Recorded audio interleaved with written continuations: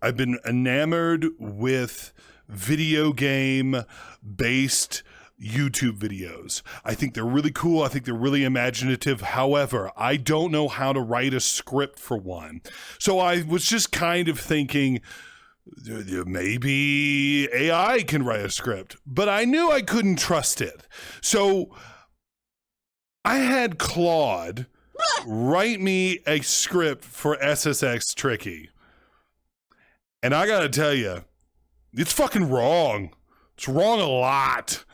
This is just proof of pudding that you're not supposed to really trust AI for shit. So here we go. Here is my little AI guy telling you about SSX Tricky, and I'm gonna, dissect it. This is gonna be very, very interesting. SSX Tricky, the greatest game nobody asked for, but everyone needed. A YouTube video script written by Claude AI.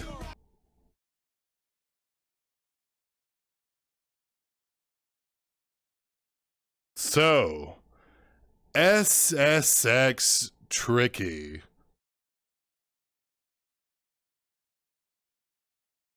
You ever play a video game so good that it made you genuinely angry? Like, personally offended that it exists? That's what we're talking about today. Okay, first of all, there's no anger in this upcoming script. Like, it doesn't make me angry at all. I don't know who it angers. I've also been practicing It's Tricky in the Run DMC voice for about 6 years, and I still haven't got it right. So, buckle up. No, I've never been practicing the DMC It's Tricky voice. It's just stupid. It's tricky, tricky, tricky. It's tricky. Tricky. I met this little girlie. Yeah, we can't afford that. Moving on. Part 1. How did we get here? Okay, so to understand SSX Tricky, we need to talk about the year 2000. The world did not end at midnight on New Year's. Computers were fine, everyone felt slightly embarrassed, and EA big, that's Electronic Arts Extreme Sport Division, M-, had just launched the original SSX as a launch title for the PlayStation 2. Now, here's the thing about the original SSX, that is, it was good, like genuinely good, but it was also kind of stiff. Like, the tricks felt a little robotic. The characters had the emotional depth of a granola bar, and the vibe was somewhere between cool sports game and corporate PowerPoint about being extreme.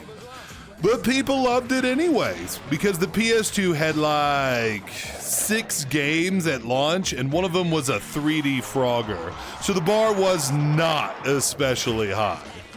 Okay, that's some bullshit. There were 29 different software titles released with the launch of the PlayStation 2, and no, there was no 3D Frogger game. The only thing true about this previous statement was SSX was upon launch, and it is a little stiff. I mean, yeah, I can agree with that one, okay? Because like what we're gonna learn with this whole AI thing is some of it sounds right. I don't know. EA Big looked at the sales numbers, looked at each other and said, M-, and I'm paraphrasing here, M-, what if we just made it insane? That was apparently the entire design brief. Then honestly, I respect it.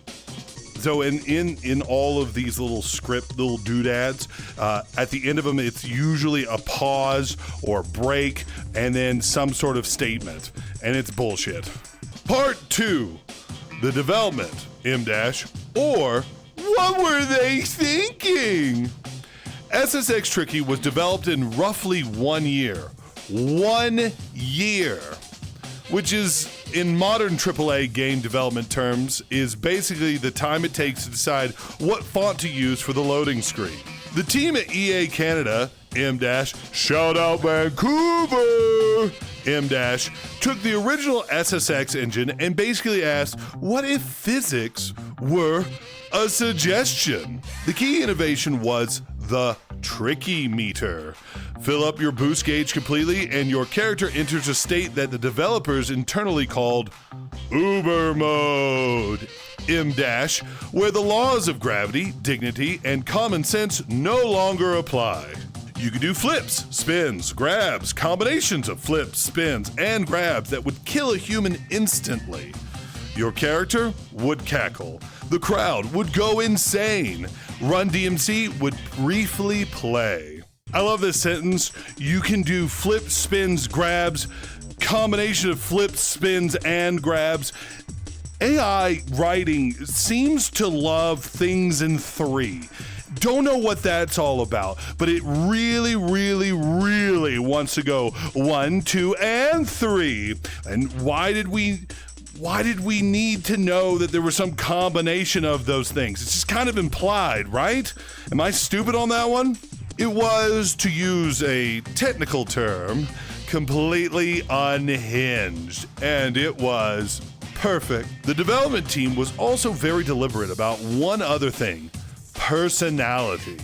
They hired actual voice actors, including David Arquette, who voiced Mac, because it was 2001 and David Arquette was in everything, and gave each character a real arc, a real attitude, and dialogue that would fire off mid-race. And here we have the most egregious thing that is very obvious. If you know anything about SSX Tricky, David Arquette, yes, was involved with SSX Tricky, but he voiced the main character, not Mac, Eddie Wachowski. He delivered the script, and then he delivered more than the script. It's like taking candy from a baby. The Afro white guy that he's on the fucking logo. He's on the logo. How can you miss this? Mac was in the old game, Mac is in the second game, Mac is in the third game, but he is not the main character. You could be in first place, absolutely cooking down an Alaskan mountainside, and Psymon would pull up next to you and just say something deranged directly to your face. That was a design choice, and they chose that. Okay, I'm just little nitpicky. The characters don't necessarily pull up next to you and yell in your face. They just kind of scream it as they're going down the hill. Part 3, the characters, let's get into it. Okay, this is the part I've been looking forward to. Let's talk about the roster, because these characters are not people.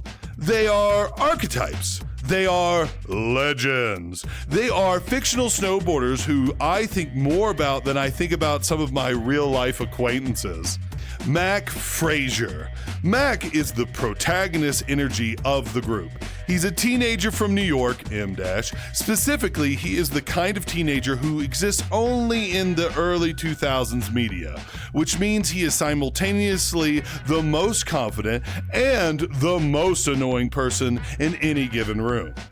His whole deal that he's new to the SSX circuit. Young, brash, determined to prove himself. His backstory involves his dad becoming some sort of legendary snowboarder, which gives him the classic legacy to live up to arc that was basically required by law in sports games of this era. Mac's Uber trick is called the Shockwave, and it involves him doing a no-handed aerial and then just vibing, just floating there. Physics said no. Mac said yes. Voice acted by David Arquette, who, again, was everywhere in 2001. He was also in Scream. He was also apparently in a hit TV show. He was having a moment, and he brought genuine, chaotic energy to Mac that honestly fits perfectly. Mac is the character you play as when you want to feel like the main character. He's a narrative equivalent of white bread. And I mean that as a compliment. Kind of. Okay, nowhere in his bio does it say he's from New York, nor does it say that he has a dad that was a snowboarding legend or whatever. That's no. And here's another problem. Mac's Uber trick is not called the Shockwave. It doesn't involve no-handed aerial and just vibing. Look at this. The name of the trick is right there. It's clearly not the Shockwave, and it's purposeful. It's kind of hip-hoppy, and it's kind of all over the place, and it's just not that. And a big shocker here, he's not the main character, and he's not voiced by David Arquette. Mac is voiced by Ryan Wall. Mac is back, baby! AKA DJ Precise, a DJ at the time. He voiced the first one, the second one, and, well, I'm not too sure about the third one. Oh my God, I'm not too sure about something. I must be fucking human or something like that. Wow. Elise Riggs. Oh, Elise. Elise is the character that the game really wanted you to notice. She's an ice queen, literally cold, ruthless, competitive to a fault. Her whole personality is, I'm better than you, and I know it, and I want you to know that I know it. She grew up wealthy. She's elegant on the board. Her Uber trick, the Gambler, involves a level of aerial grace that feels almost contemptuous, like she's doing it slowly on purpose just to make you feel bad. Elise is interesting because in a game full of loud, chaotic characters, she's the one who doesn't need to yell. She just looks at you, and somehow that's worse. This one's for you, Daddy. There is a fan theory, and I use theory loosely because it's more of a widely accepted emotional truth, that Elise is the character who would be least fun to actually know in real life, and yet you absolutely want her respect. She will not give it to you. And somehow, that makes you want it more. I'm not projecting. Moving on. Elise, yes, poster child of the video game, along with Eddie and Moby. Moby being from SSX and Eddie being a brand new character. She's definitely got the sex appeal, but she's no fucking ice queen. She runs around and she screams at people. She's constantly screaming. Everybody in this video game is screaming. And I guess there is a little bit of I'm better than you and I want you to know it, but like, why are we mentioning that she grew up wealthy? Nowhere in the bio does it say that. And of course, once again, AI just picks some random shit out of a hat and says, oh, this is fact. Her Uber trick is not the Gambler. It's like La La Lockstep. Check it out. What does it involve? It doesn't feel contemptuous. It feels like a piece of joy that is impossible to do, but it's neat, it's exciting, it's different. Oh, okay, and this fan theory, which I kind of looked up online, I don't see nothing that says she's the least fun to hang out at parties with. She seems like she's gonna be the first person to run in and have a drink and then do a kickflip out of nowhere. God, AI is so stupid. I'm gonna be saying that a lot. Simon Stark. How delicious it shines, this giant ice cube. Simon. Where do I even begin? Simon Stark is canonically unhinged. Not quirky character unhinged, not lovable weirdo unhinged. We're talking about a man who snowboards with energy of someone who has been asked to leave multiple countries. His backstory is that he's Canadian, from Quebec specifically, M-, and he was actually institutionalized at some point. That's canon. That's in the lore. EA looked at their character roster and went, you know what this wholesome snowboarding game needs? A man with documented psychological instability. Put him in. Psymon's thing is that he genuinely doesn't care if he wins or loses as long as the run is chaotic. He will sabotage himself. He will crash into people. He will do something unpredictable mid-race and then laugh about it. His Uber trick involves what I can only describe as aggressive spinning with the intent to intimidate. He also has a rivalry with Elise that spans multiple games in the series and has the energy of two people who have 500 unread text between them and refuses to discuss it. Psymon is the most interesting character in this game, and I will not be taking questions. Okay, yes, Psymon is an interesting character. When did it become cool to be crazy? Like, when did that happen? Like, in 2000s, yeah, you wanted to look crazy and bonkers and whatever, and you were cool. And then I guess it evolved into the whole Joker thing. Why so serious? Like, that just, I don't know how to talk about it. But Psymon is not from Quebec. It's not actually specified where he is from. He's just like, oh, Canadian. And outside of Elise, nobody's really screaming that they're, oh, Canada. We do have a scene where Elise goes, Canadian girls roll. Because I guess back in the early 2000s, it was really fun to make fun of Canadians. Like, oh, the country up above America, that's a stupid place. Can't believe they... Boring. But Psymon isn't. Psymon's very unique, and it's a fun character. He was voiced by Jim Rose, the ringleader for the Jim Rose Circus Sideshow thing, and he's an interesting character altogether, and he really brings that power and uniqueness to the character Psymon.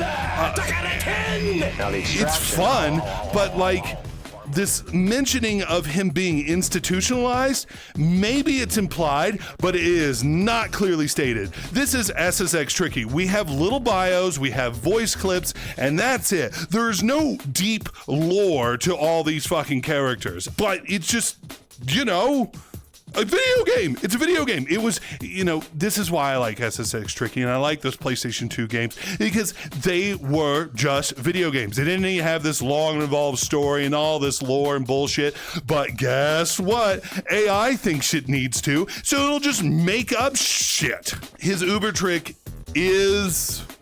okay, I'm gonna maybe kind of agree with the AI here. It is kind of aggressive spinning with the intent to intimidate. It is cool. He just spins the board around his neck. Also, as far as I know, he wasn't an SSX, and he wasn't an SSX 3, and he doesn't have a rivalry with Elise. It's well established that Kaori is his rival. Every chance you get in any gameplay that you go through, it says, oh, here's your friend, they're neutral in the rivalry system, and oh, there's Kaori, enemy.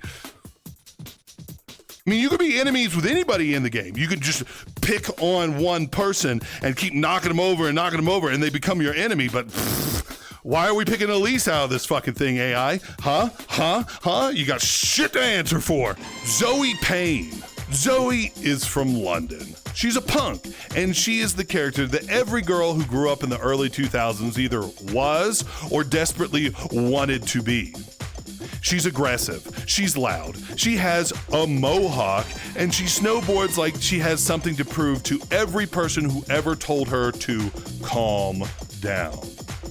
Her whole arc is that she's climbing from the bottom of the circuit to prove herself, M-. But unlike Mac's Legacy Kid arc, Zoe is more about pure stubbornness. She is here because she refused not to be here. That's it. That's her lore. Her Uber trick, the stiffy, is M-. It's called the stiffy. it's a board grab. They named it the Stiffy. I will simply move on. Zoe is not from London. She's American.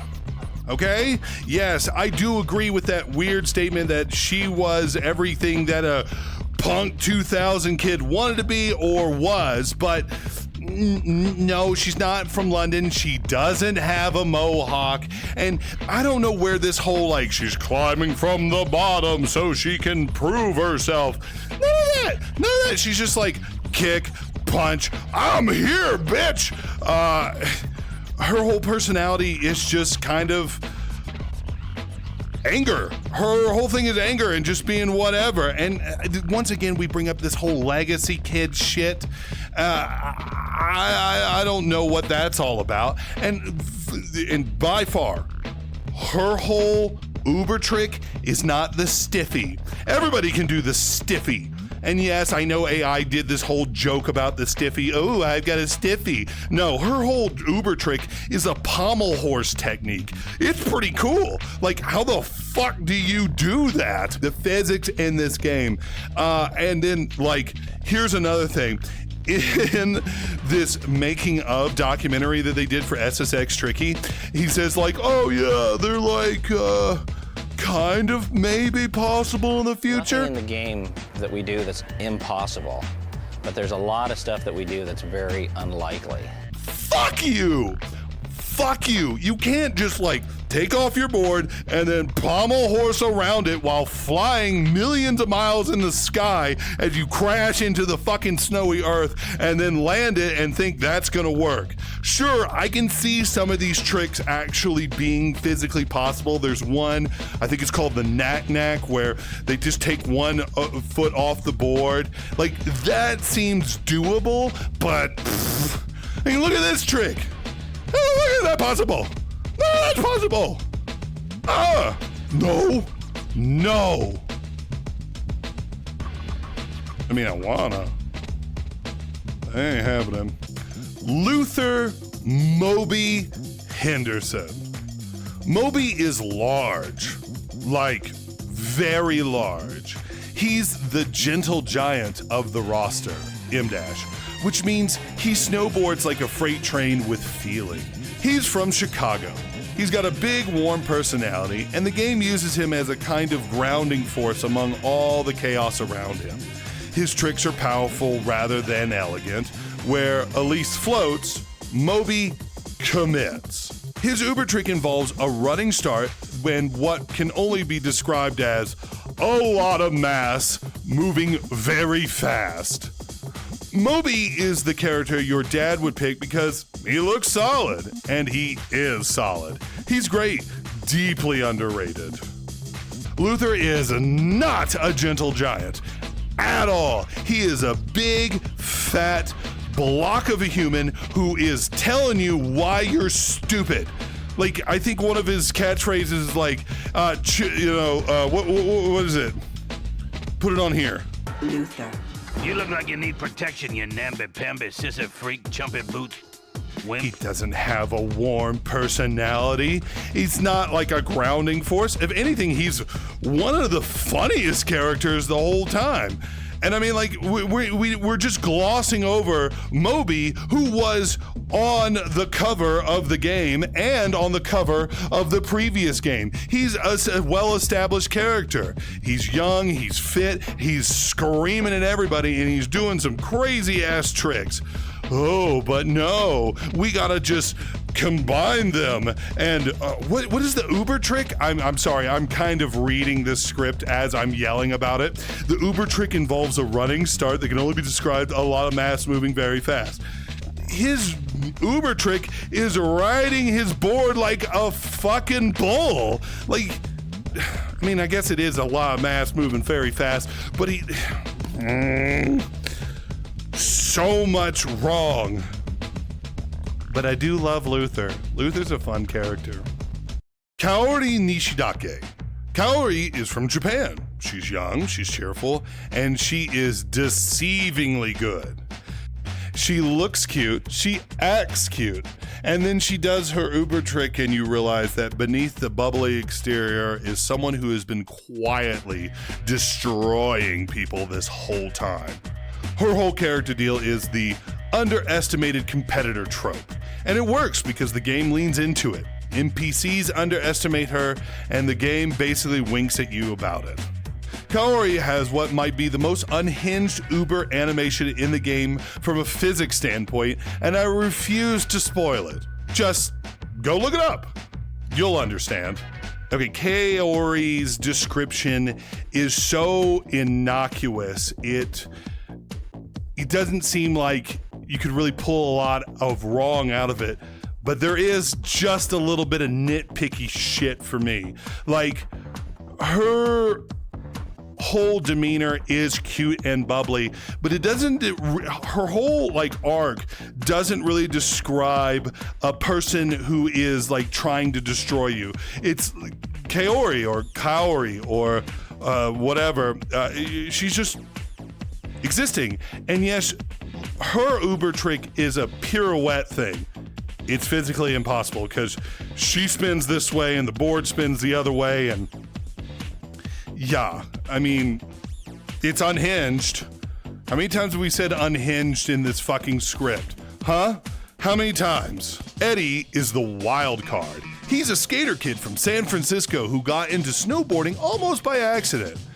And he radiates the energy of a guy who showed up to a formal event in cargo shorts and somehow still had a great time.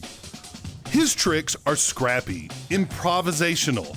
He looks like he's making it up as he goes, and maybe he is, and maybe that's the point.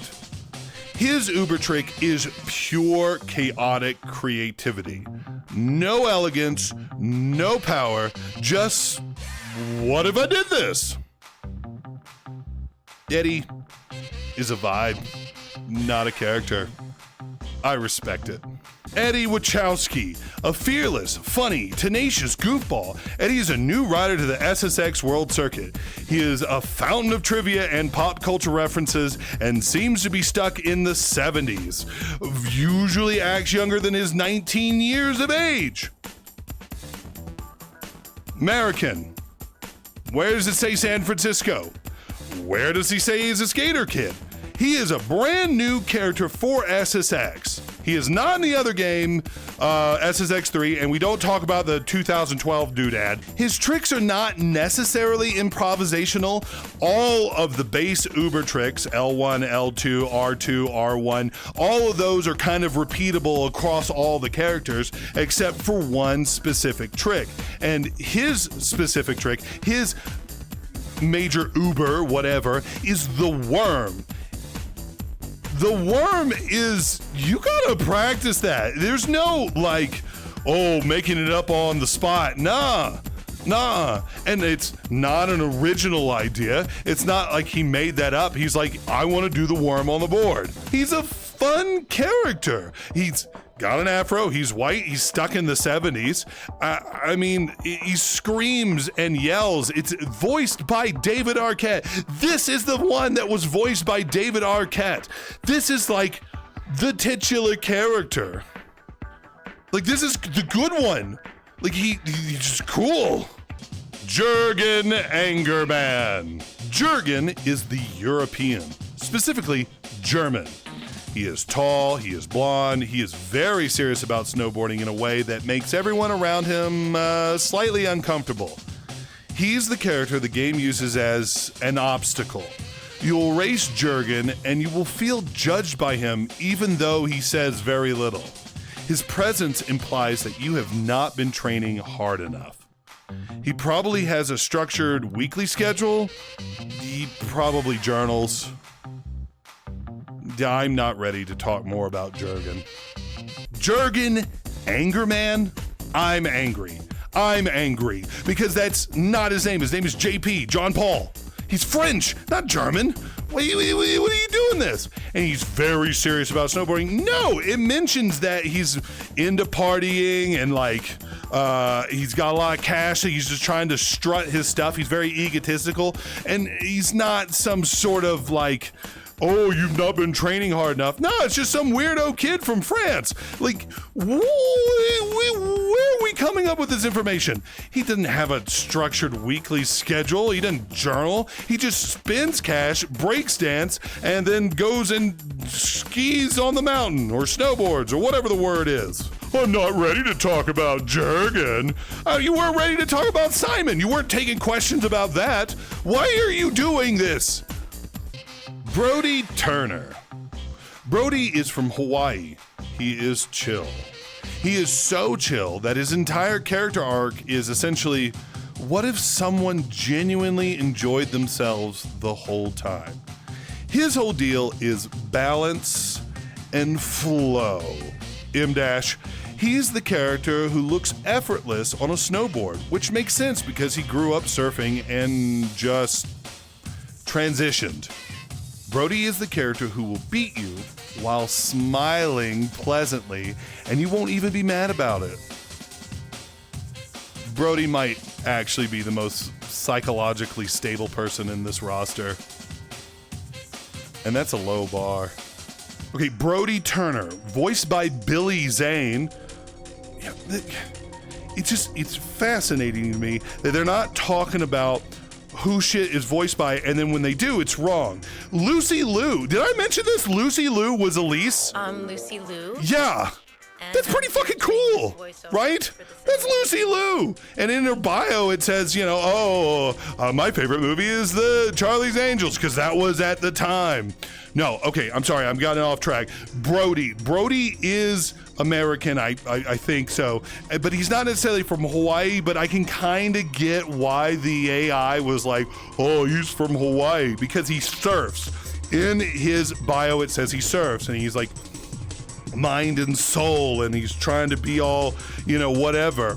But like, he's not a good example of somebody who is smiling patiently. He kind of uses the whole spirituality thing as like a cover, right? He talks shit back to other people under the guise of like meditation, like, oh, your ego is showing or something to that effect. Here, I'll put a clip of Brodi saying something stupid. You call that aggression?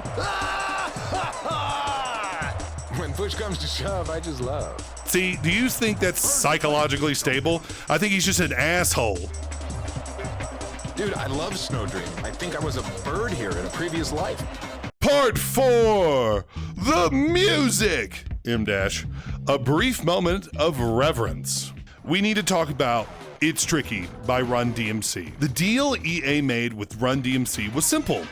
Use their song, put their names in the game, have them show up when you activate Tricky mode, and somehow this worked? Somehow this 1986 hip-hop track became synonymous with a year 2001 PS2 snowboarding game. It plays when you hit full boost. It plays when you pull off a massive Uber. It plays at the menu. It has been living rent-free in the heads of millennials for over 20 years. Run DMC themselves appear as unlockable characters. You could be Run DMC on a snowboard. I want you to really sit with that. Peak human achievement. Most of this music part 4 thing is such generic that it kind of doesn't matter. I mean, yeah, it was awesome to have this song in there. A song from 1986. Oh no, am I believing the AI? Hold on, I gotta Google something or DuckDuckGo. And if they give me those AI summaries, I'm gonna fucking have a conniption fit. Hold on. God damn it. It's not 1986, it's 1987. The 4th single released from Run DMC's 3rd album, Raising Hell. It was released early in 1987 through Profile Records. It was co-produced by Rick Rubin and the group themselves. And it peaked at number 57 on the US Billboard Hot 100. Okay. So even in just,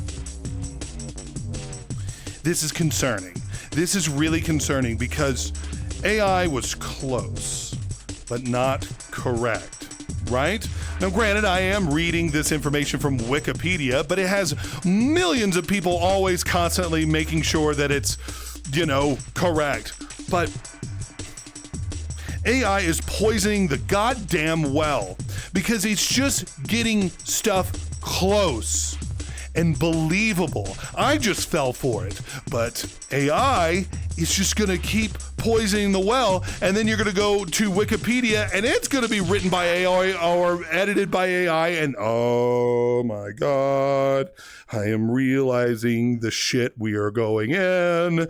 This is bad. Fuck. Oh, God damn it. Oh, God damn it. Fucking clanker ass shit. Okay. Hold on. I need a Brodi Zen. Oh,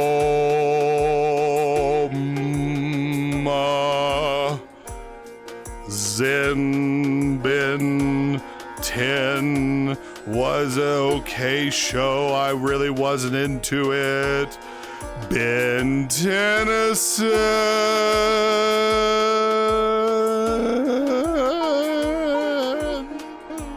And if I didn't mention it, it says Run DMC themselves appear in the video game as playable characters. No. Not. No. Not. Nope. Just a lie. I see on this website that it looks like an unlockable character, but that's not on DMC. I don't even know if that character was choosable. Part 5, The Legacy. SSX Tricky sold millions of copies. It got critical acclaim. It became the kind of game that people describe with the word peak. As in, that was peak PS2, peak early 2000s energy, peak games that were just fun and didn't need to explain themselves. EA followed it up with SSX 3 in 2003, which was also incredible. Then SSX on Tour, then a long gap, then a 2012 reboot simply called SSX. That was good, but felt different? Darker, more serious, like it had been through some things. Nothing ever quite recaptured Tricky. And I think that's because Tricky was made at a specific moment, a moment when game developers were allowed to just go for it. No live service, no battle pass, no season roadmap. Just, here is a mountain. Here are some unhinged fictional athletes. Here's Run DMC. Go! We will never see its like again. Okay, that's too dramatic, but I'm keeping it. Okay, this is pretty generic, this whole section, but it's not necessarily wrong. SSX3 was released in 2003, and then SSX on Tour and all the other shit. It makes a good point. It was a moment. It was a moment in gaming where there was just a really good game. There were no battle passes, no live services, and EA wasn't evil at the time that I'm aware of. It probably was. But like, yeah, it was peak. I loved the game. I thought it was great. I thought it was so much fun. I have had so much fun playing it over and over again that I made this stupid video for it. It's authentic.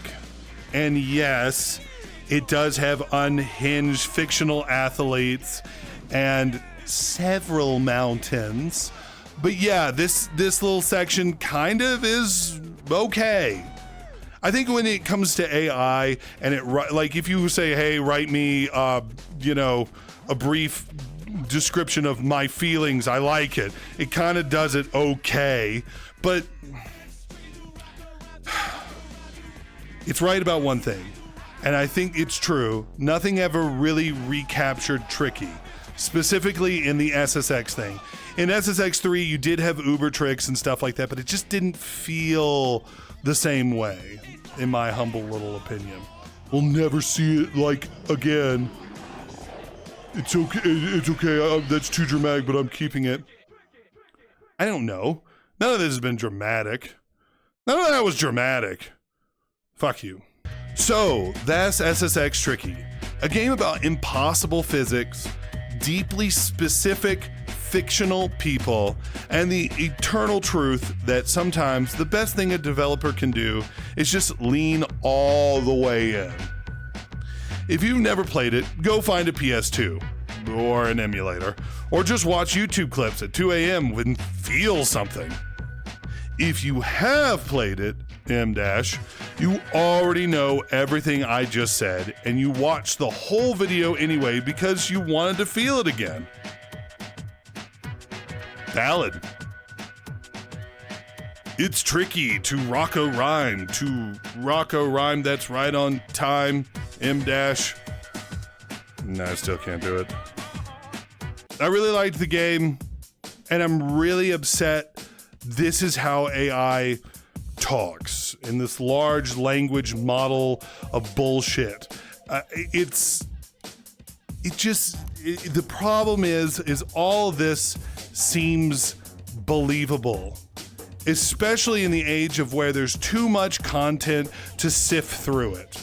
I'm probably wrong on a couple of these little things that I picked apart, but I am human, or at least some version of it. But I'm allowed to make errors. This shit comes across as if it is truth. And I'm really, really upset with it. In this video, I didn't use any AI generated images. I refuse to do that. And I'm sure I killed a baby seal generating this text. And I don't know how I feel about text generation in the sense of like, please write me a bio for Tinder, but I do have significant issues when it writes stuff like this out of its ass. And it just says it's truth. And I think what bothers me the most is all of this, some of this, is very close to the truth. And that's gonna poison the well. That's gonna poison the well of all the knowledge and all the information that we have saved online. And am I going back to books? Oh God. Oh God. Well, to put a lame joke on things, AI, it's tricky. It's real tricky. Anyways, here's the AI telling you to like and subscribe and do shit. Thanks for watching. This video is way too long for me to be angry. Yep. I don't know. I always kind of end my videos stupidly. I don't even know what I'm talking about anymore. I'm just like, yeah, maybe I'll go take an AI bath. Put a toaster in the fucking bathtub with me. Jesus Christ, we're fucked. Like and subscribe if you too have been personally victimized by Simon Stark. Total estimated runtime, 12 to 16 minutes depending on delivery pace. Suggested B-roll, gameplay footage throughout. Character select screens for each character intro. The It's Tricky activation moments. EA Canada logo for the dev section. I was written by Claude AI. This kind of game, we're not telling a story. We're creating an experience.